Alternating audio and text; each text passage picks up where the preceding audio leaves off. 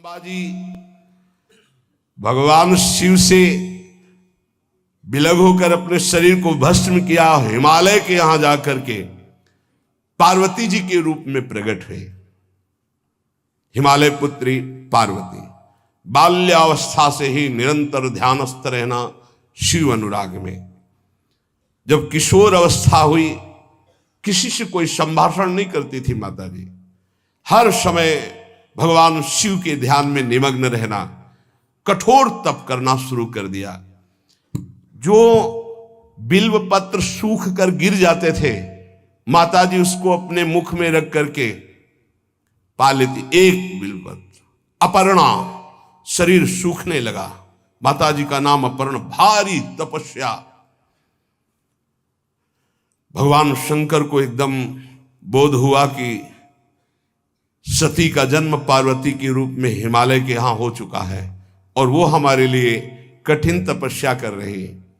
तो सप्त ऋषियों को बुलाया और उनसे कहा कि जाओ इनके प्रेम की परीक्षा लो। जानते हैं, सब कुछ जानते हुए भी ये होता है। जैसे लोग कहते हैं भगवान जानते हैं अपने भक्त को, तो परीक्षा क्यों लेते हैं? तो पढ़ाया तो टीचर ने है, तो सालाना परीक्षा तो होगी ही कि तुम क्या पढ़े हो। ऐसे ही तुम्हारे प्रेम की परीक्षा होगी। तुम हरि को चाहते हो या हरि की रची हुई माया को? हरि की हुई रची हुई माया में आकर्षित हो गए तो जीरो आ जाएगा। वो हरि की तरफ देखते रहे, माया से बच गए तो नंबर आ जाएंगे। 100 के 100 आते हैं, यहाँ 98 96 नहीं आते। 2 ही चैप्टर हैं, हरि पसंद कर रहे हो या हरि की माया। हर भक्त के सामने आता है, तो प्रायः लड्डू ही खाने को मिलता है। बचता वही है जो मामे वे प्रपद्यन्ते माया में ताम तरंति थे, केवल हरि। पार्वती पहि जाई तुम प्रेम परीक्षा लेहु, गिरिहि पेरि पठयहु भवन दूरी करेहु संदेहु। हे सप्त ऋषियों, जाओ, हमारी आज्ञा है। पार्वती की प्रेम की परीक्षा लो, यदि पास हो जाएं तो उनको तपस्या से निवृत्त करो। बोलो महादेव जी प्राप्त हो जाएंगे। जाओ भवन को चली जाओ, तपस्या की आवश्यकता नहीं। ऋषियों ने जाकर के पार्वती जी को देखा, मानो मूर्तिमान तपस्या विराजमान हो, अस्थिमात्र हुए रहे शरीर, सूखे पत्ते बिल्व के। मुनि बोले, हिमांचल नंदिनी, इतना कठोर क्या प्राप्त करना चाहती हो? किसकी आराधना कर रहे हो? तुम्हारा लक्ष्य क्या है? यदि हम सुनने के अधिकारी हों तो आप कृपा करके बता सकती हैं। पार्वती जी ने कहा, मन बड़ा सकुचाता है आपसे बताने में। आप लोग कहीं मेरी हंसी ना उड़ा दें जो मेरा लक्ष्य है। मैंने भी बहुत सिखाने की कोशिश की, लेकिन मेरा मन नहीं मान रहा, हठ पकड़ लिया है। क्योंकि मेरे गुरुदेव ने मुझे जो आकर के बचपन में बता दिया, मैं वही हृदय से स्वीकार कर ली। मनु हठ परा सुनई न सिखावा, चहत बारी पर भीति उठावा। नारद कहा सत्य सोई जाना, बिनु पंखन हम चाहि उड़ाना। मुनियो, वैसे आप भी हंस दोगे। ऐसा लगता है जैसे हम भारी प्रबल धारा में बालू का बांध बनाना चाहती हैं। कहां भगवान शिव और कहां मैं? मेरी गुरुदेव नारद ने बचपन में आकर के कहा, तुम्हारे पति देवाधिदेव महादेव होंगे। बस मैं तब से अपने पति की प्राप्ति की आराधना कर रही हूं। पता नहीं आप मेरी बात सुनकर हंसेंगे कि मानो बिना पंख के मैं आकाश को छूना चाहती हूं। ऋषि हंस पड़े और कहा, बात तो सही है। पर्वत से उत्पन्न हुई हो तो इसलिए तुम्हारी बुद्धि भी हमें लगता है जड़ ही है। नारद के उपदेश से आज तक किसी का घर बसा है? नारद के उपदेश से किसी का घर बसा है? अरे जिस जिसका उपदेश किया उसको बैरागी बना दिया, गृहस्थी तो बनाया नहीं। नारद उपदेश सुनकर किसी का घर बसा हो, ऐसा तक प्रमाण नहीं है। देखो दक्ष के पुत्रों को उपदेश किया, 10,000 एक को 1,000 एक, लौट कर नहीं आए, सब बैरागी बन गए। चित्रकेतु को उपदेश किया, घर चौपट हो गया। प्रहलाद जी को उपदेश किया, पूरा हिरण्यकश्यप का नाश हो गया। नारद सीख जे सुनहि नर नारी, अवसि होई तजी भवनु भिखारी। तुम्हारे गुरु नारद जी की जो सीख सुना बर्बाद हो गया, बाबा जी बन गया, भजनानंदी बन गया। वैसे हम बताएं, नारद जी हैं बड़े कपटी, ऊपर से साधु का चिन्ह है, अंदर से कपट। क्या कपट? उसके संसार का नाश कर देते हैं, भगवान से जोड़ देते हैं। मुझे नारद जी की बात कम समझ में आती है। ये उल्टा बोल रहे ऋषि परीक्षा के लिए, गुरु निष्ठा हटाने के लिए, समझ रहे हो? पार्वती जी ने कहा बचपन में मेरे गुरुदेव ने बता दिया, वही मैं। नारद जी की बात आज तक घर किसका? जो नर नारी नारद की बात सुने भवन त्याग करके भिखारी बन गया, प्रमाण है। उनके वचनों पर तुम विश्वास मान रही हो। महादेव जी को पति निर्गुण नीलाज कुबेश कपाली, अकुल अगेह दिगंबर ब्याली। नारद जी ने तुम्हें भगवान शिव को पति बिल्कुल निर्गुण समझो। निर्गुण को मतलब दूसरा भी अर्थ होता है और एक अर्थ होता है कि कोई गुण नहीं। नीलाज, नंगे धड़ंगे घूमते कभी कभी। दिगंबर, कोई लज्जा नहीं। कुबेश, भाई सुंदर मुकुट लगाए हो, पोशाक पहने हो, नहीं, चिता की भस्म लगाए, मुंडों की माला पहने, बहुत बाघंबर डाल लिया, ये कुबेश है। कपाली, मनुष्य के मुंडों की माला।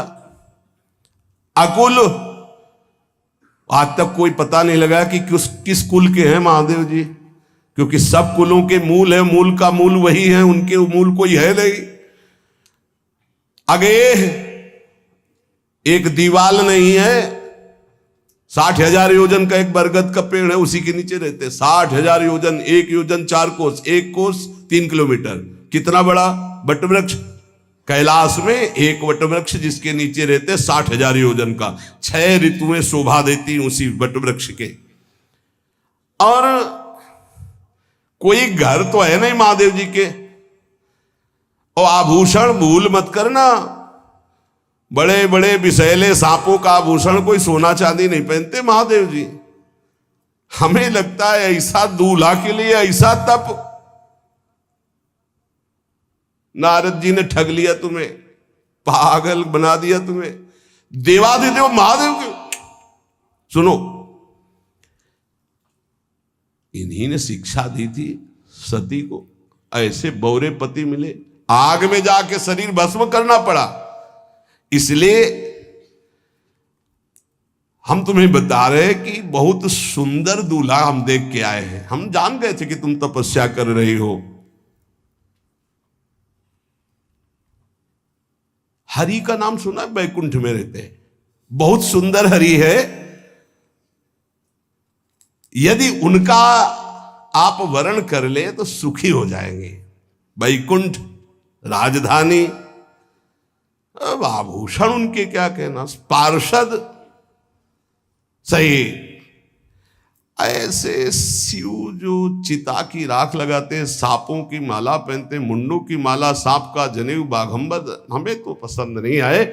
और हमारी बात मान लो, ऐसे के पास स्त्रियां टिक नहीं सकती जिनके घर नहीं, आभूषण नहीं, धन नहीं, कोई भोग सामग्री नहीं, उदासीन, उनको किसी से मतलब नहीं। तो सुनो, हमारा विचार स्वीकार कर लो।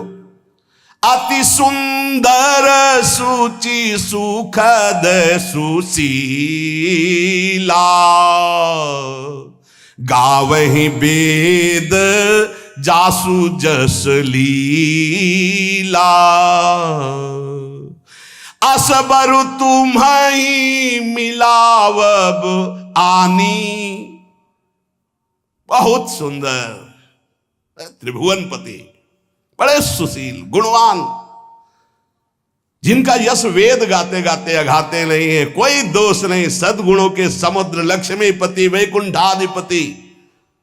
तुम्हें कुछ नहीं करना, हां बोलो, वो आएंगे, गरुड़ पे बैठाल के ले जाएंगे, तपस्या करने की जरूरत नहीं। पार्वती जी बहुत हंसी, सुनति विहसी कहा वचन भगवान। अच्छा अच्छा अच्छा, आपने ठीक कहा कि पर्वत से हमारा प्रादुर्भाव हुआ है, इसलिए आपको यह भी पता होगा कि पर्वत बहुत हठीला होता है, जहां डटा है वहीं डटा रह सकता है। सुनो, पर्वत से सोना भी उत्पन्न होता है, जो आग में जलाने पर भी अपना तेज बढ़ाता है, घटाता नहीं। तुम मेरे गुरुदेव के प्रति ऐसा बोले कि वो जिसको उपदेश करते हुए उसका घर उजड़ जाता है, तो बसो भवन उजरो नहीं डरो, पर नारद बचन न मैं परिहरऊं। अपने गुरुदेव के एक भी शब्द को मैं नहीं काट सकती, चाहे मेरा जीवन रहे या ना रहे। बसन हमारा और हमारा भवन, हमारा श्रृंगार, हमारा सर्वस्व, ये मिले या ना मिले, पर हमारे महादेव जी मुझे मिले। तुम आभूषणों की, वसन भूषण की बात कर रहे हो, ग्रह की बात कर रहे हो, पद की बात कर रहे हो। गुरु के बचन प्रतीति न जेहि, सपने हूं सुगम ना सुख सिद्धि तेहि। एक बात तुम्हें बता दूं सप्तऋषियों, जिसे अपने गुरुदेव के वचनों पर विश्वास नहीं, गुरुदेव का भरोसा नहीं, उसे कभी कोई सुख और सिद्धि कदा प्राप्त ही नहीं हो सकती। महादेव ओ गुण भवन विष्णु सकल गुण धाम, जय कर मनोरम जाहि संते ते ही संकाम। आपने बताया कि महादेव में कोई गुण नहीं है और विष्णु समस्त सद्गुणों के धाम है, मैं मानती हूं, लेकिन मेरा मन महादेव जी से रम गया है। अब तो केवल महादेव जी, पहले मिलते हो सलाह करते तो तुम्हारी बात सुनती, अब तो गुरुदेव नारद जी ने जो उपदेश किया वही मैं करूंगी। अब मैं जन्म संभुहित हारा, को गुण दूषण करे विचारा। ये इष्ट निष्ठा होनी चाहिए। अब तो हमारा जन्म आराध्य देव के लिए, अब कौन गुण दोष का चिंतन करे। जन्म कोटि लग रगर हमारी, बरऊं शंभुनता रहूं कुमारी। करोड़ जन्म लूंगी, अगर इस जन्म में महादेव जी ने मिले तो करोड़ जन्म लूंगी, हर जन्म तप करूंगी, पर हमारे प्रीतम होंगे महादेव, पति होंगे महादेव। तजऊ न नारद कर उपदेशु, आपु कहीं सत बार महेशु। हजार बार आकर के, सैकड़ों बार आकर महादेव जी भी कहें कि अपने गुरुदेव के वचन छोड़ दो, तो मैं अपने गुरुदेव के वचनों का त्याग करने वाली नहीं। आप जा सकते हैं, बहुत जगत में कुंवारी कन्याएं और कुंवारे वर हैं, उनका ब्याह करा दीजिए। मेरी तो केवल एक ही बात रहेगी, हर जन्म महादेव जी के लिए। समस्त सप्तऋषियों ने साष्टांग दंडवत की और कहा, जगदम्बा आप नित्य शिव की अर्धांगिनी, भगवान शिव ने ही मुझे भेजा था आपकी परीक्षा के लिए। जाओ, भगवान शिव सब जान रहे हैं, ब्याह पक्का, अब आपको तप करने की जरूरत नहीं है। तुम माया भगवान शिव, सकल जगत पितुमात, नाई चरण सिर मुनि चले, पुनि पुनि हर्षत गात। प्रणाम करके सप्तऋषि गए, हिमांचल से कहा, सादर अपनी कन्या को लिवा लाओ और ब्याह की तैयारियां शुरू करो। महादेव जी ब्याह के लिए पहले से ही राजी हैं और समस्त देवता ब्रह्मा जी आदि उनके पास जा रहे हैं प्रार्थना करने के लिए।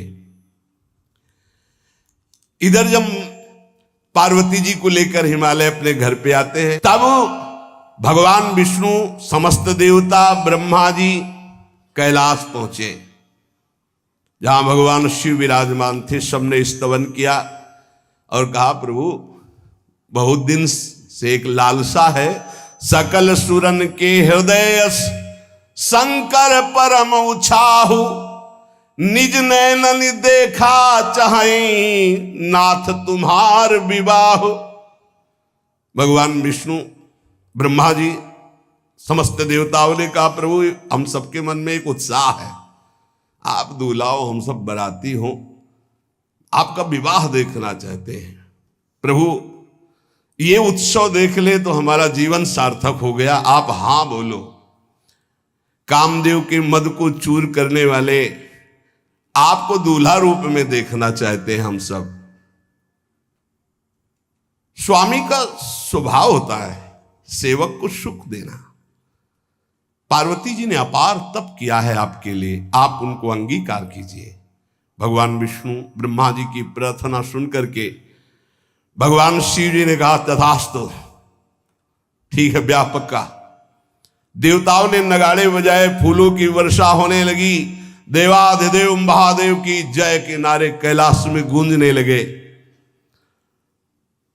सप्तऋषि भगवान शिव के पास आए, कहा, प्रभु बड़ी अनन्य है पार्वती जी आपकी, अखंड प्रेम है। हमने बड़ा छल करके उपदेश किया, लेकिन उन्होंने कहा कि मैं नारद जी का उपदेश नहीं त्याग सकती, करोड़ों जन्म लूंगी और हर जन्म महादेव जी के लिए। भगवान शिव जी की आंतरिक वृत्ति जो पार्वती जी की प्रीति की है उसे कोई नहीं जानता। बहुत विरह में रहे, ऐसा न समझे कि देवाधिदेव महादेव जी परम उदासीन है, नहीं। सती जी के वियोग में बड़ी विचित्र दशा महादेव जी की हुई थी। सप्तऋषि फिर गए पार्वती जी के पास और कहा, अभी बीच में घटना घट गई, कामदेव गया था महादेव जी की समाधि को भंग किया, तो महादेव जी ने कामदेव को भस्म कर दिया, तो अब ब्याह का मतलब क्या रह गया। भवानी ने कहा, तो तुम क्या अभी तक भगवान शिव को कामयुक्त देखते थे क्या? क्या तुम समझते हो तुम्हारे जान काम अब जा रहा? अरे अब लग शंभु रहे सबिकारा। तुम्हारी नजर में अभी तक भगवान भिखारी थे और अब काम को भस्म किया है। अरे हमने भगवान शिव की आराधना की, हमारे जानी सदा शिव जोगी, अज अनवद्य अकामो अभोगी। मैंने तो शिव को सदा ही योग संपन्न ब्रह्मबोध देखा है। वचन और कर्म से, मन से मैंने यदि भगवान शिव को अपना स्वामी माना है, योगी, अजन्मा, अनिंद्य, काम रहित, भोगहीन, तो निश्चित मुझे प्राप्त होंगे। भगवान शिव के पास फिर सप्तऋषि गए, बोले, प्रभु गजब की निष्ठा है, केवल आपके प्रति प्रेम है। ब्रह्मा जी ने लगन रची, सप्तऋषियों को बुलाया और कहा, ब्याह दोनों तरफ, ये लड़की पक्ष की लगन, ये वर पक्ष की लगन। ब्याह तय हो गया, दिन नक्षत्र घड़ी, नगाड़े बजने लगे, देवताओं के लिए सुमन वृष्टि हुई। ब्रह्मा जी ने सबको बुलाया, हिमालय ने सबको निमंत्रण दिया, बड़े बड़े पर्वत भेंट लेके आ रहे हैं, बड़े बड़े रसनिधि समुद्र भेंट लेकर के आ रहे हैं। वहां भोजन पान के लिए हिमालय के पास कोई कमी थोड़ी थी, रस की नदियां बह रही थी, विविध प्रकार के रस, विविध प्रकार के फल, विविध प्रकार के भोग वहां सब व्यवस्थित किए जा रहे हैं। ब्रह्मा जी ने कहा, देखो सबसे पहले नारायण की समाज रहेगी, दूल्हे की नहीं रहेगी, नहीं तो गाली ही पड़ेगी। हिमालय के यहां प्रवेश पाने के लिए बरातियों में सबसे पहले नारायण, फिर देवराज इंद्र का परिकर, वायु देवता, अग्नि देवता, सबसे पीछे दूल्हा की बारात। बात तय हो गई। ऐसे ऐसे सब लगे संवारन सकल सुर, वाहन विविध विमान, हो ही सगुन मंगल सुबद, करहीं अप्सरा गान। सब अपने अपने वैभव संपन्न सब तैयार हो रहे हैं। बोले महाराज दूल्हे को तैयार किया जाए। शिव ही शंभुगन करहीं सिंगारा, जटा मुकुट अहि मोर संवारा। कुंडल कंकन पहिरे ब्याला, तन विभूति पट के हरि छाला। शशि ललाट सुंदर सिर गंगा, नयन तीन उपवीत भुजंगा। गरल कंठ उर नर सिर माला। अशिव वेश शिव धाम कृपाला। कर त्रिशूल अरु डमरु विराजा, चले बसहा चढ़ी बाजही बाजा। देखी शिवहि सुरत्रिय मुस्काही, बरलायक दुल्हनी जग नाही। दूल्हे की तैयारी हो रही भाई। चिता की भस्म, चिता की भस्म, जैसे पाउडर ले गए पहले चिता की भस्म लगाई गई। अब जटाएं बांधी गई। जटा से त्रिभुवन का विनाश जब करना होता, जटा खोलकर जब तांडव करते तो कोई नहीं बचता। जटा कटा संभ्रमम भ्रमण निलंप निर्झरी, बिलोलवी चिवल्लरी विराजमान मूर्धनि। धगत धगत धगत जो ललाट पट्ट पावके। तीसरा नेत्र मानो विश्व का विनाश करने के लिए उसे पटबंद किए हुए विशाल जटाएं। जटा का तो मुकुट सवार आ गया। अब जटा बंधे का ऐसे सांप, ये मुकुट सांप। और कुंडल करिया और भूरी भी थी। हाँ, सोने चांदी के लिए डंक मार दे तो बेहोश हो जाओ ऐसे। पहिरे ब्याला, बाजूबंद छोटे फण वाले है। कोई पनिहा, कोई दुमहा ऐसे। और ऐसे जनेऊ वासुकी नाग, गले के माला भगवान का विभूत, ऐसा स्वरूप है। और शेर की छाल नीचे। शशि ललाट, द्वितीया का चंद्र, शशि ललाट, ये मुकुट द्वितीय का चंद्रमा। सुंदर सिर गंगा, भगवती गंगा फवारे ले उठते जटा के बीच से गंगा जी। नयन तीन, माथे वाला बंद है, दो खुले हैं। उपवीत भुजंगा, जनेऊ वासुकी नाग। गरल कंठ, नीलकंठ विष यहां रोके हुए। और मुंडों की माला,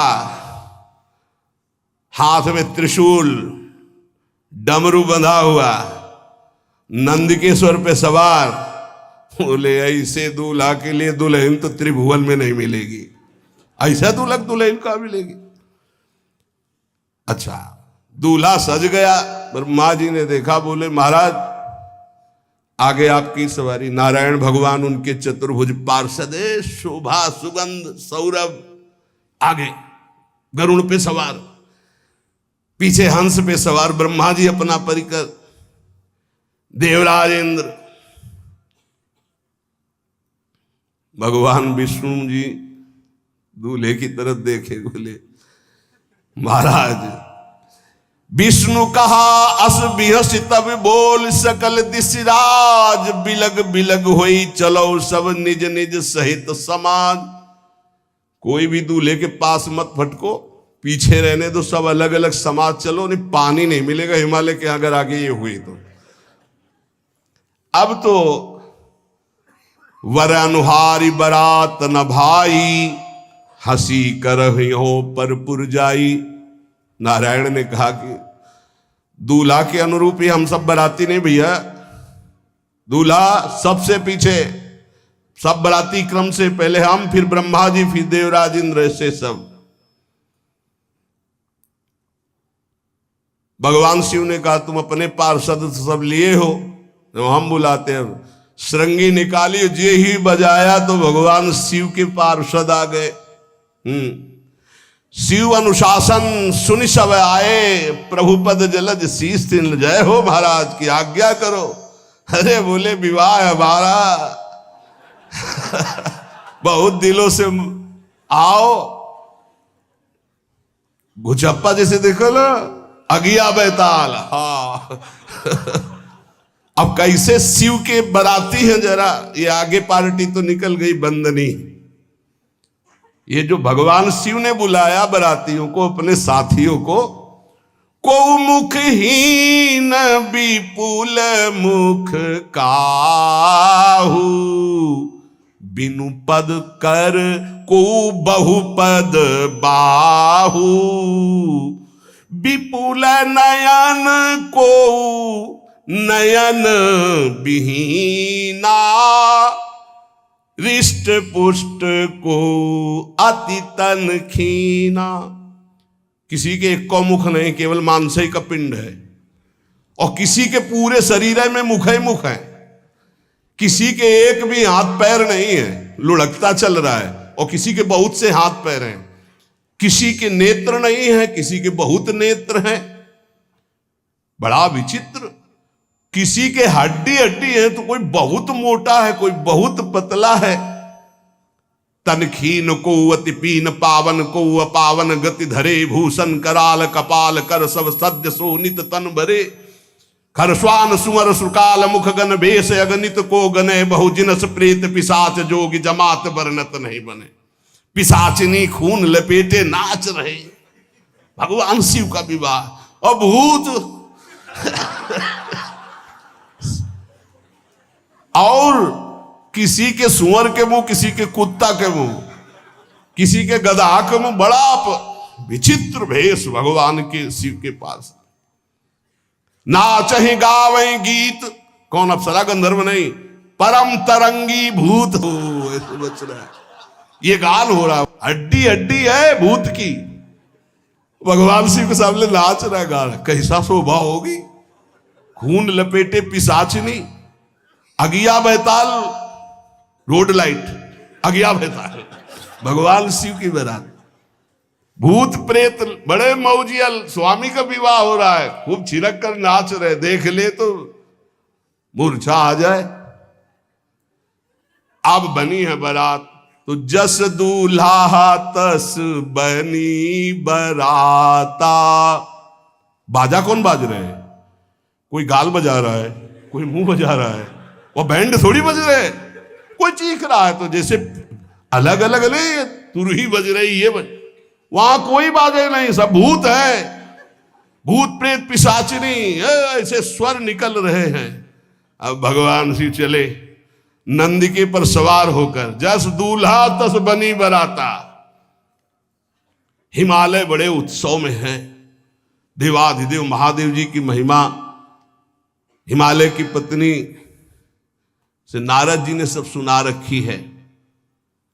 अब तो जितने भी सुंदर सुंदर सब पदार्थ, सब व्यवस्थाएं, सब किए, हाथ जोड़े खड़े हैं। जगदम्बा जहां विराजमान है, वहां सिद्धियों की कौन सी कमी है।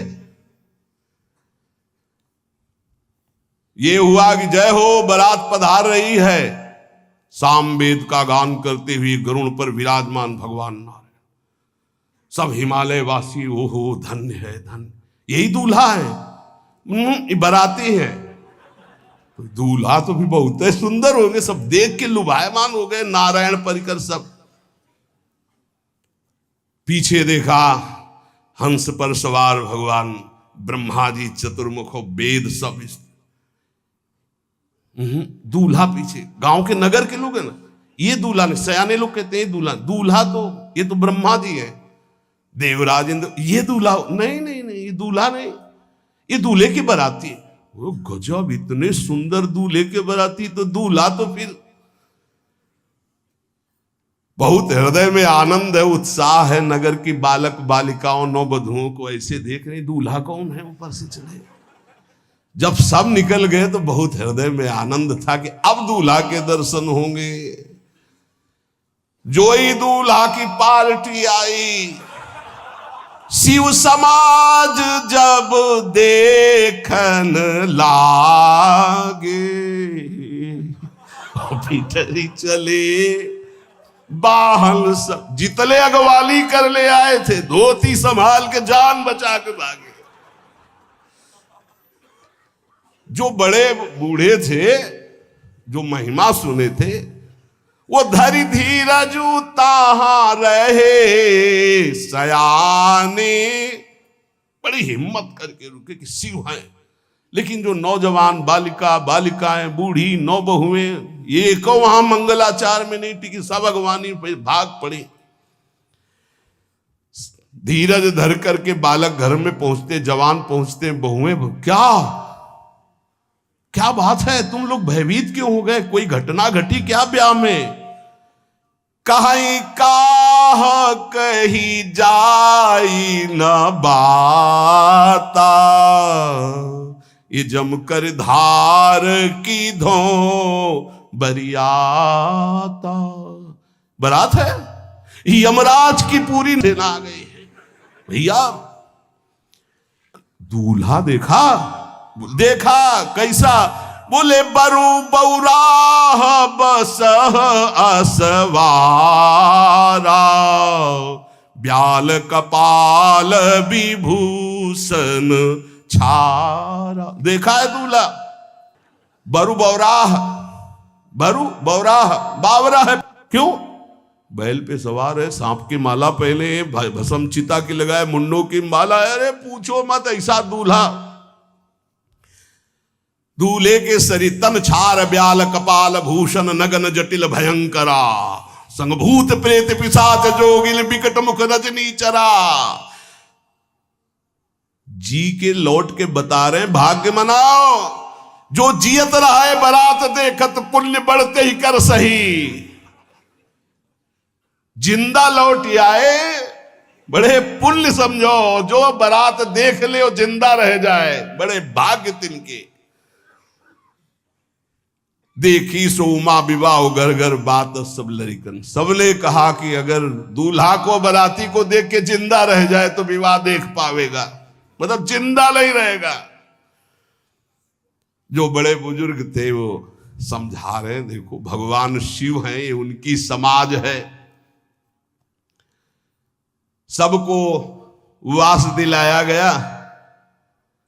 अब आरती करने के लिए, सुमंगल गाने के लिए नवीन नवीन स्त्रियां पार्वती जी की माता के साथ आ रही हैं। मैना सोने की थाल है, बड़ा आनंद है। दूल्हा का प्रथम दर्शन और आरती लेके जे ही देखा दूल्हा को, यही दूल्हा है। हां, भारी रोष पैदा हुआ कि नारद जी ने बर्बाद कर दिया हमारा घर। हमारी बिटिया सूखे पत्ते खा के इसके लिए भजन करती रही। मैना जी ने पीछे मुड़ के देखा, एक भी नहीं स्त्री थी, अकेले थाली लिए खड़ी थी। लौट के आई, उन्होंने कहा कि सब भाग क्यों पड़ी? बोले प्राण बचाए, ऐसे ऐसे करिया फुसकार रहे थे। कोई थाली पटक दी, आरती की गई। पार्वती जी को गोद में बैठाला और रोने लगी। बिटिया ऐसे के लिए भजन किए हो, ऐसे के लिए तपस्या किए हो? आंसू भर के कहा कि विधाता की बुद्धि मारी गई। जिसने तुम्हारी जैसी सुंदर कन्या, वो ऐसा बावरा दूल्हा, ये संयोग रचा है। बुद्धि खराब हो गई ब्रह्मा की। कसकीन बरु बौराह विधि जय तुम्हें सुंदरता। त्रिपुर सुंदरी भगवती पार्वती जी अरे जो फल लगना चाहिए कल्प तरु में वो बमूर में लग रहा है। ये आज वही दिल उत्सव, ब्याह का उत्सव भगवान शिव। अच्छा तो मेरा निर्णय सुन लिया जाए मैना जी का, अगर मेरी बात नहीं मानी गई तो हिमालय के शिखर से अपनी बेटी को लेकर गिर के आत्महत्या कर लूंगी, ब्याह नहीं होने दूंगी, फाइनल। तुम सहित गिरते गिरो पावक जरो, आग में जल जाऊंगी अपनी बेटी को लेके, समुद्र में डूब जाऊंगी, लेकिन ऐसे बोरे बोरा जो ये बर है इसके साथ ब्याह नहीं होने दूंगी, पक्का। सब रोने लगी मैना जी का आदेश सुनकर। मैना जी कहती, हाय मैंने नारद जी का क्या बिगाड़ा था, नारद कर में काह बिगाड़ा, भवन मोर जिन बसत उजारा। कितना बढ़िया सब चल रहा था, बेटी को उपदेश किया कि वर तुम्हारे शिव देवाधिदेव महादेव, बर्बाद कर दिया सब। ऐसा दूल्हा, सच्ची मैं ठगी गई नारद जी के द्वारा, पर अब अपना घर बर्बाद नहीं होने दूंगी। क्या जाने नारद जी बेटी का प्रेम क्या होता है, बांझ कभी प्रसव की पीड़ा जानती है, क्या जाने बाबा जी है हमारी बेटी हो ऐसा दूल्हा। जब देखा कि मां बहुत गुरुदेव को उल्टा सीधा बोल रही है तो उन्होंने कहा, माता विचार पूर्वक, जननी ही बिकल बिलो की भवानी, बोली जुत विवेक मृदुबानी। मां विचार पूर्वक, तुम क्यों ऐसा आलाप कर रही हो, अगर मेरे भाग्य में ऐसा पति लिखा है तो तुम टाल नहीं सकती। करम लिखा जो बाउर नाहू, तो कत दोष लगाई काहू। तुम सन मिटे की विधि के अंका, व्यर्थ लेहु जनि मातु कलंका। मां मेरे भाग्य में ऐसा ही लिखा है, आप व्यर्थ में क्यों रो रही। जब पार्वती जी की ऐसी करुण बात सुनी तो सब स्त्रियां रोने लगी, विधाता को दोष लगा रही। नारद जी के पास हिमालय गए, बोले हम तो संभाल लेंगे, घर में सब गड़बड़ हो गया। अरे इनको समझाते कि ठीक से आते, कैसे आए हैं ये, जैसे विनाश कर ले आए हो। अरे ब्याह कर ले आए, घर में सब बिगड़ गया, मैना बिखर गई, ब्याह बंद, अब नहीं होगा, संभालो जाके। नारद जी गए और जाकर के मैना को कहा, देखो ये इनका बाहरी रूप है, ये जो आपके यहां पार्वती के रूप में जन्मी, ये नित्य इनकी अर्धांगिनी सती है, जो यज्ञ भवन में शरीर छोड़ करके आपके यहां जन्मी, ये इनकी नित्य संगिनी है। आप ऐसा शोक मत कीजिए। नारद जी विविध प्रकार से माता को समझाया। इनके द्वारा एक भ्रम हो गया था, तो इनको शरीर त्यागना आवश्यक हो गया। जब भगवान श्री राम सिया जी के लिए, हे खग हे मृग हे मधुकर श्रेणी, तुम देखी सीता मृग नैनी, ऐसा पुकार रहे, तो भगवान शिव ने प्रणाम किया और सती जी के मन में संशय हुआ। सती जी ने सीता वेश धारण किया। जब भगवान शिव ने जाना तो उसी समय त्याग कर दिया था कि अर्धांगिनी रूप में अब कभी स्वीकार नहीं करो, क्योंकि पूज्य माता का रूप आपने धारण किया। तो मूल बात ये थी, इसीलिए योगाग्नि में जाकर शरीर को भस्म कर दिया और आपके यहाँ पार्वती जी के रूप में जन्मी है। जब नारद जी ने बताया कि आप बिल्कुल धैर्य रखिए, भगवान शिव का वैभव आपने देखा नहीं, ये इनका बाहरी रूप है, समझाया मैना को तसल्ली के। बोले अभी दूल्हा रूप आपको दिखाते हैं, आप चुप रहिए। तब मैना के हृदय में कुछ शांति हुई। जितने गांव के नगर के सब लोग थे, सबको सूचना पहुंची, डरो मत, भगवान शिव है, ये लीला कर रहे हैं। अभी नारद जी गए और बोले विवाह करना है कि नहीं करना, शंकर जी से कहा। बोले वह आए इसीलिए, बोले ये सब बंद करो आप, ये रूप से विवाह होता है, वह हमारी सारी जो बिचौलिया हमें पीट रहे हैं, हम उधर जाओ तो उधर, ये रूप हटाओ। बोले कौन सा रूप धारण करें, दूल्हा रूप धारण करो। भगवान शिव ने जे भी, बहुत सुंदर शिव है, कर्पूर गौरम जैसे चिदानंद, 16 वर्ष की अवस्था, हाथ में दर्पण और अद्भुत मुकुट धारण किए हुए, जटाएं ढकी हुई, गौर वर्ण वो सुंदर रूप जो देखे सो मोहित हो जाए। ध्याये नित्यम महेशम रजति किरणिभम चारु चंद्रावतन सम। कैसा सौंदर्य रूप महादेव जी का। चलो अब जो जेवनार के लिए सब शुभ नववधुएं सब मैना जी को बुलाया, देखो दूल्हा आ रहे हैं, एक एक कदम ऐसे चल रहे, संभाल संभाल के जैसे चलना सीख रहे हो। तांडव करने वाले चरण है, पर नारद जी ने को अब नहीं, नव किशोर अवस्था, हाथ में दर्पण, वो सुंदर रूप भगवान शिव का, एक एक कदम बारात में जो देखे सो मोहित। मैना ने कहा हो अहो भाग्य, ऐसे दूल्हा बोले वही हैं जो नंदी पे सवार थे, इनके स्वरूप को जानना बड़ा कठिन है। अब जो सुंदर जेवनार हुई बरातियों के साथ भगवान शंकर की बड़े मधुर गीत गाए जा रहे हैं। मुनियों ने फिर हिमवान को लगन पत्रिका सुनाई। विवाह का ठीक समय देख करके समस्त देवता और वेद स्वयं मूर्तिमान होकर वेद उच्चारण कर रहे हैं। भगवान शिव का पाणी ग्रहण संस्कार हो रहा है। पार्वती जी जब श्रृंगार करके सभा में आई ब्याह मंडप पे, तो कोई ऐसा नहीं था जो देखकर मोहित न हो गया हो। त्रिपुर सुंदरी अम्बा है, लेकिन सब ने उनके श्री चरणों में सर झुकाया, क्योंकि जगदात्मा महेश पुरारी जगदम्बिका जानि भव भामा सुरन मनन मन कीन प्रणाम। ऐसा सुंदर रूप अम्बा जी का त्रिपुर सुंदरी है। जब वो दुल्हन रूप में पधारी, कोई भी ऐसा नहीं था जो एक बार देखकर मोहित न हो, पर सब श्री चरणों में, क्योंकि जगदम्बिका है, भगवान शिव की आद्या शक्ति है। सुंदरता मर्जाद भवानी जाय न कोटि बदन बखानी।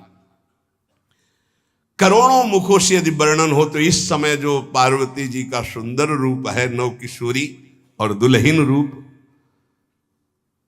पार्श्व में बैठे अत्यंत सुकुमार, कपूर और चांदी की तरह गौर वर्ण, एकदम तेजोमय, विशाल नेत्र, स्वर्ण आदि के आभूषण, कहीं कोई एक बिच्छू सर्प कुछ नहीं, बिल्कुल नव किशोर राजकुमार स्वरूप भगवान शिव। पार्वती का मन रूपी भौरा शिव जी के रूप को देखकर लुभायमान हो रहा है। आज्ञा भई ब्याह प्रारंभ हो। आश्चर्य की बात, गणेश जी का पूजन सबसे शुरू हुआ। लियो, मुनि अनुशासन गणपति पूजे शंभु भवानी, गणानान्त्वा गणपति ग्वंघवामहे प्रियानान्त्वा प्रिय। लियो, बोले गणेश जी और पार्वती जी के मतलब पुत्र का भावातल कि वो जो उट्टल लगा रही थी उसी से गणेश, ये आदि गणेश है, ये आद्य गणेश है। जैसे आदि ब्रह्म, जैसे आदि ब्रह्म स्वरूप ये गणेश है। भगवान शिव और पार्वती जी ने प्रथम गणपति पूजन किया। मुनि अनुशासन गणपति ही पूजे शंभु भवानी, कोसुनि संशय करे जनी। ये अनादि जी जान, कोई संशय मत करना कि वो पुत्र है जो पार्वती जी से प्रकट हुए। बोले नहीं, ये अनादि गणपति का पूजन हो रहा है, जो ब्रह्म गणपति है। जस विवाह कै विधि श्रुति गाई, महामुनिन सो सब करवाई। गही गिरीश कुश कन्या पानी, भवई समर्पी जानी भवानी। पाणी ग्रहण संस्कार किया, कन्यादान। ये बहुत बड़ा गृहस्थ धर्म में परम पावन है। देखो, जो हमारी पूर्व धर्म मर्यादा की संस्कृति कितनी पावन संस्कृति है, जिसको आज हम भूलते चले जा रहे हैं, मनमानी आचरण करते चले जा रहे हैं। इसलिए गृहस्थ भी सुखमय नहीं रह गया है। गृहस्थ अगर धर्म के अनुसार हो तो उसको परम पद की प्राप्ति होती, परम मंगल होता है। बहुत ये जो हमारी धर्म मर्यादा है बहुत सुख देने वाली है, लेकिन इसका प्रतिदिन उल्लंघन ही होता जा रहा है।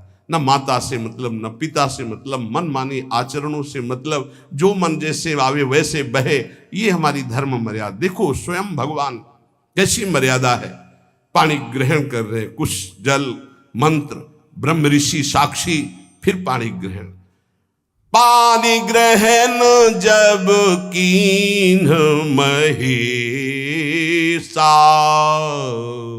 ये हर से तब सकल सुरेशा।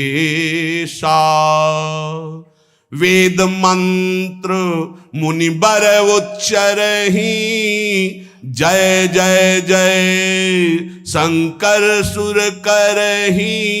बाजहि बाजन विविध विधाना, सुमन वृष्टि नभ भय विधि नाना। जिस समय पाणी ग्रहण भगवान देवादिदेव महादेव रंबा पार्वती का हुआ, समस्त देवता मुनिगण वेद मंत्र उच्चारण करते हुए जय हो जय हो जय हो, विविध बाजे बज रहे, पुष्पों की वर्षा हो रही। हर गिरजा कर भयउ विबाहु, सकल भुवन भरी रहा उछाहु। भगवान शिव और पार्वती जी का विवाह संपन्न हुआ। बहुत कुछ श्री चरणों में भेंट रख करके हिमांचल ने प्रार्थना की, प्रभु आप तो कृपा के समुद्र हैं, अगर मेरी पुत्री से कभी कोई गलती हो जाए तो क्षमा करना। नाथ मामम प्रांशम ग्रह किंकरी करेहु, क्षमेउ सकल अपराध हुई प्रसन्न वरुदेव। हे शिव, आपसे एक ही प्रार्थना है, मेरी पुत्री अबोध है, कभी कोई गलती कर दे तो हे नाथ मैं क्षमा चाहता हूं, मेरी पुत्री से कभी आप रुष्ट मत होना। बहुत प्रकार से भगवान शिव ने उनको आशीष दिया, ढांढस बंधाया। फिर भगवान शिव और उमा आनंद पूर्वक कैलाश पधारे। चरित सिंधु गिरजा रमन, वेद न पावहि पारू। बरने तुलसी दास किमि, अतिमति मंद गवा। कह रहे भगवान शिव की महिमा को तो वेद नहीं पार पा सकते। गोस्वामी तुलसीदास जी कह रहे मैं भला उस महिमा को कैसे गा सकता हूं, मैं तो गवार बुद्धि का हूं। भगवान शिव और माता पार्वती जी आज भी अब भी कैलाश में विराजमान है। हर गिरजा विहार नित नयऊ, यही विधि विपुल काल चले गए हो। भगवान शिव और पार्वती का जो मंगल में विवाह सुनेगा, भगवान के चरणों में प्रीति, समस्त पापों का नाश होकर हृदय की निर्मलता, हरिहर में प्रीति निश्चित प्राप्त होती है। क्योंकि ये परम वैष्णवाचार, परम बोध संपन्न जगत गुरु भगवान शिव की लीला हृदय के अहंकार को मिटाती है। ये अहंकार के अधिष्ठात्र देवता है भगवान शिव, और जब तक अहंकार रहता है तो हरि के चरणों में या प्रियाजू के चरणों में प्रीति नहीं होती। सुनहु राम कर सहज स्वभाव, जन अभिमान न राखे काहू।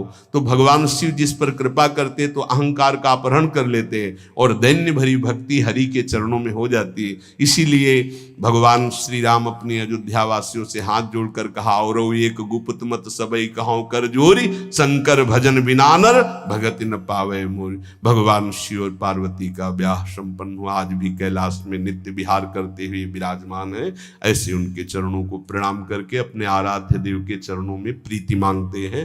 नमः पार्वती पतये हर हर हर महादेव। जय जय श्री राधे।